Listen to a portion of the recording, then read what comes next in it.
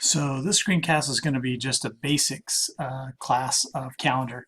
Google Calendar can do a lot of really cool stuff, and I think we can get more into it when we go into more of the advanced things. But so um, to set up your calendar as you're in your Drive, you make sure that you're signed in, so that is yours. I have two different accounts myself, so this is my professional account, so I need to make sure I'm looking at the right calendar. Sometimes people panic and think that they don't have um, any of their calendar dates, and they're looking in the wrong account. And so to me, when you can notice on my particular calendar, there's lots of different colors, and these are here in my calendars are all the calendars that I use. If they're colored like that, that means they're being displayed. If they're not colored, then they are ones that I don't necessarily need to see all the time.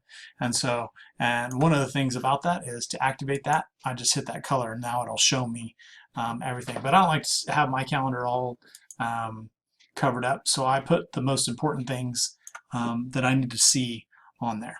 So if I'm going to create an event on my calendar, I just go here to create. Google makes it pretty simple, and you can quick add here. I typically don't do that. I prefer to go create, and I'll put in screencast event here. And then I can do a set all these parameters on there. So if it's going to be on 5/9, or let's just say I'm going to do that May the 20th at 1:30, and then I want to do it. I want to repeat that because that meeting happens every Wednesday. So you can see the repeats. You can do daily, weekly, every day, every Monday, every Tuesday, every Thursday, monthly, yearly. You can give it a start date. You can give it an end date. And then here it'll give you a summary of what you've done. And so you can set up a lot of things very, very quickly that way. And then if I want to add a guest, I just put a guest in there, whoever I want to add. And so I can add myself as a guest here. And I usually try to go with our HollisterSchools.com account because it just kind of works better for adding guests. But you can add guests from outside your organization as well. And we can invite and see the guest list. I always have my guest list on to see who I've done. And then I can pick which calendar that's going to be on. So if I have a team of after-school collaboration and that event's going to go on there, I can put it on there. I can put it on district facility use calendar. That's the one we use to schedule events. There's all kinds of different calendars that you can set up to put it on, and you can put it on more than one calendar as well. So, and then you can change the event color if you want.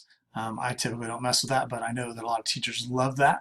And then this is if you want a notification. So a pop-up notification, that means I want it to buzz me on my phone 10 minutes before, and I want it to come up on my computer 10 minutes before. So, and I mark it as busy, and then my visibility is calendar default. So there's a lot of different things that you can do with that. And then if I decide I want to discard this event, I can do that as well. So I discard. So in here we can come up, and like people prefer different views, and so I haven't talked about these buttons, but if I want to look at the day, the week, the month, I can do a 4-day, I can do an agenda type list, and then I can also print the calendar and refresh the calendar as well. So that's the basics of calendar. There's also a mini calendar here that you can look at that we find useful. And other than that, that is the basics of calendar. There's some other things that you can do inside there. One of the things that it does well is if we create a spot, there is a way that you can do appointment slots. And so I'm going to discard this. I got to get to my day view, my week view, and you can click, whoops, I clicked too far. So you can click and you can set up appointment slots, and this is one way that you can say, if I'm busy, you can make these appointments available to people and that they can sign in to those appointments. So that's kind of one cool kind of productivity feature you can use, and at least gives you a thing to something to experiment with. So you can create slots on however you want. As 30 minutes, offer them as 30 minutes, and then create the slots, and you can repeat that over and over again, depending on what your schedule does. So that's the basics of Calendar. It's a pretty awesome program. You can set it up to go with your phone and all that stuff as well. And so it's a nice way to keep track of your stuff.